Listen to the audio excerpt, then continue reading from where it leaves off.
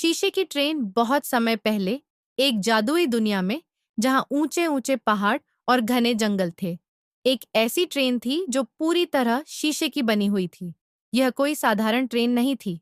चांदनी रात में यह चमकती थी और इसकी पारदर्शी दीवारें बाहर की दुनिया के रंगों को बखूबी दर्शाती थीं।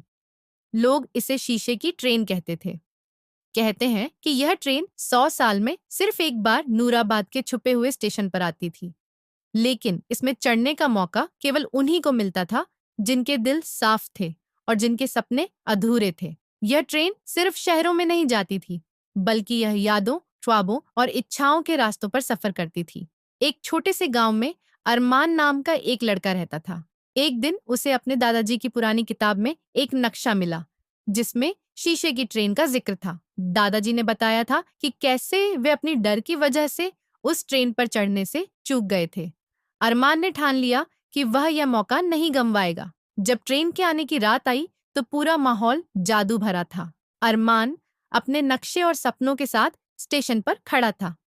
जैसे ही ट्रेन धुंध से बाहर निकली, उसकी चमकती दीवारों में अरमान की जिंदगी के पल दिखाई देने लगे। उसकी मुस्कान, उसके आंसू और वह सपने जो उसने कभी किसी से साझा नहीं किए थे। ट्रेन के अंदर अरमान ने कई अलग अलग समय और जगहों के यात्रियों से मुलाकात की। एक कलाकार था जो दुनिया का सबसे खूबसूरत सूरजमुखी बनाना चाहता था।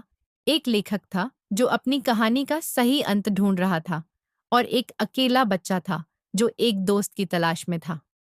ट्रेन ने उन्हें सपनों और भूली बिसरी यादों के अनोखे नज़ारों में सफर करवाया।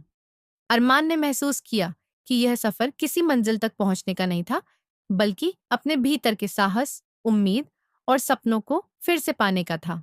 जब ट्रेन आखिरकार नूराबाद लौटी, तो अरमान ने एक नए आत्मविश्वास और जोश के साथ ट्रेन से कदम रखा। शीशे की ट्रेन धुंध में गायब हो गई और आसमान में बस एक हल्की सी चमक रह गई। अरमान बड़ा होकर अपने सपने पूरे करने लगा। उसने हर किसी को उस जादुई ट्रेन की कहानी सुनाई जिसने उसे राह दिखाई थी। और भले ही गांव में किसी और ने उस ट्रेन को कभी नहीं देखा, लेकिन शीशे की ट्रेन की कहानी लोगों के दिलों में बस गई और उसने आने वाली पीढ़ियों को अपने सपनों पर विश्वास करना सिखाया। एला, अगर हमारी कहानी अच्छी लगी तो हमारे YouTube चैनल को सब्सक्राइब करें और लाइक करें।